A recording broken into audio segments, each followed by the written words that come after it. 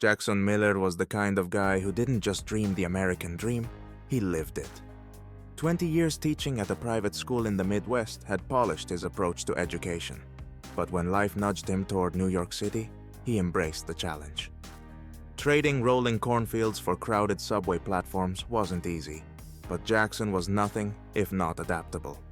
His new gig at a local public high school came with its own set of challenges and opportunities. Jackson wasn't one to blend into the crowd. A proud Republican, he wore his values on his sleeve, or more accurately, on his head. His red Make America Great Again cap became a constant companion, even in the teacher's lounge. Not as a provocation, but as a statement. "It's just a hat," he'd say, though everyone knew it was never just a hat. At first, his colleagues greeted him with the kind of politeness reserved for awkward small talk. "Good morning" was exchanged without eye contact, and conversations died the moment he entered the room.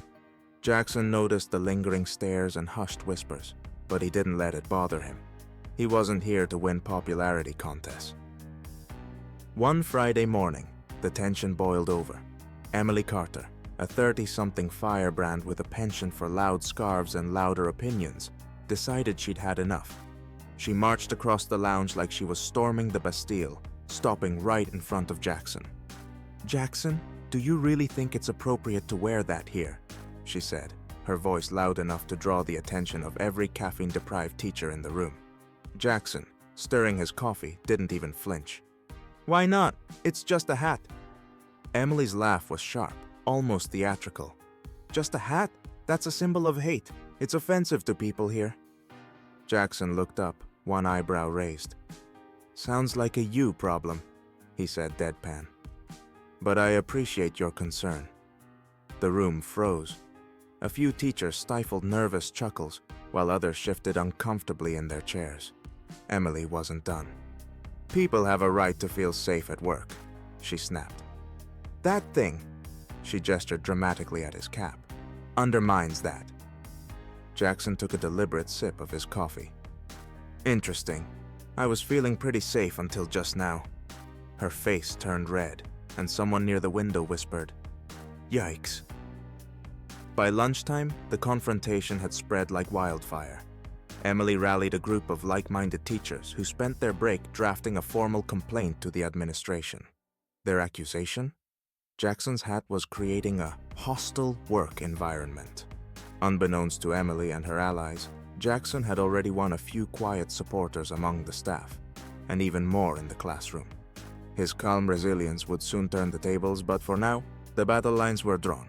The following Monday, Jackson found himself in Principal Turner's office.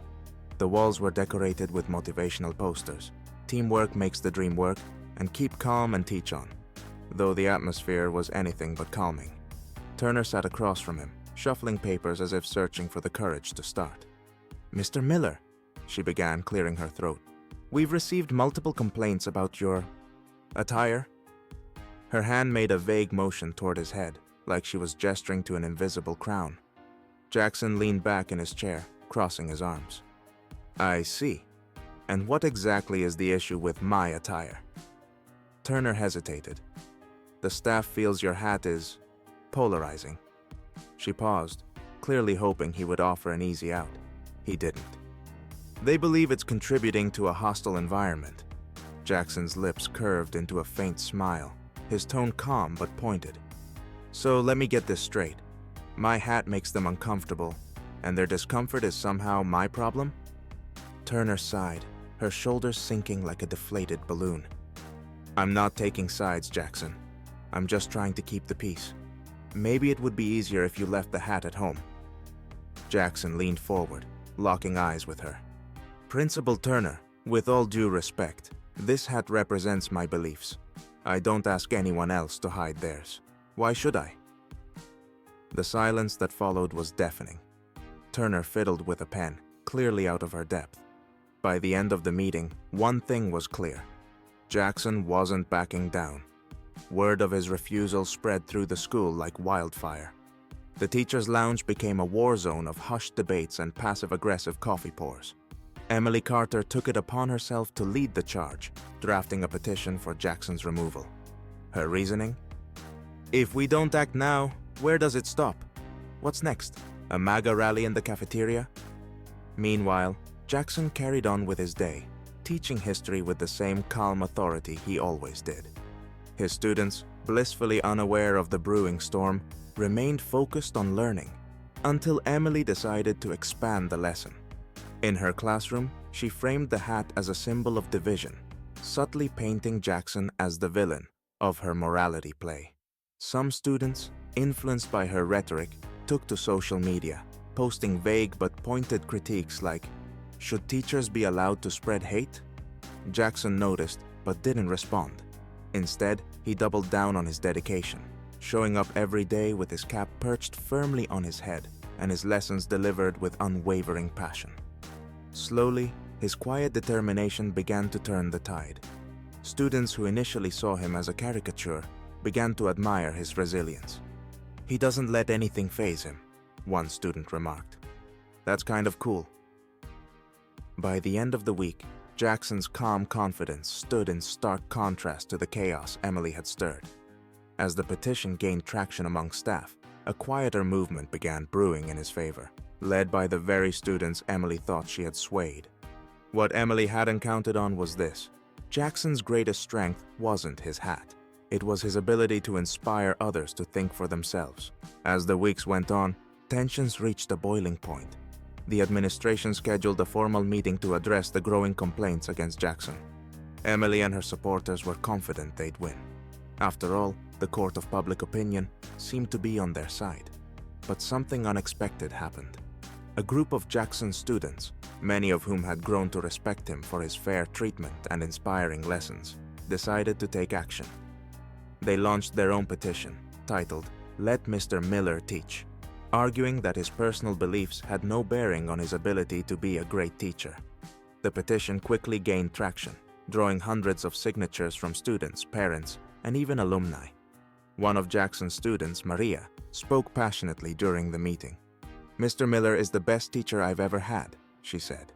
"He treats everyone with respect, no matter what they believe. Isn't that what we're supposed to learn here?" The tide began to turn. News of the controversy leaked to local media, sparking debates on free speech and tolerance. Journalists interviewed students and parents, most of whom defended Jackson. The attention forced the school district to step in and reevaluate the situation. In the end, Jackson's students proved to be his strongest advocates. The school board ruled that no employee could be disciplined based solely on their political beliefs or attire.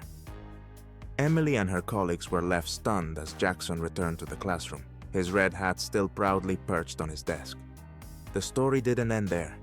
The media coverage brought national attention to Jackson's situation, turning him into a symbol of resilience and free expression. Interviews, articles, and even a few late-night talk show appearances followed, where Jackson shared his message of mutual respect and understanding. As for Emily, her public campaign against Jackson backfired spectacularly. The backlash from students and parents forced her to resign, leaving her reputation in tatters. In the final scene of this saga, Jackson stood before his students, a small smile on his face. "The most important lesson I can teach you," he said, "is to stand by your principles, even when it's hard. But always do it with respect." The classroom erupted in applause, and for Jackson, it wasn't just a victory. It was a reminder that staying true to yourself is always worth it.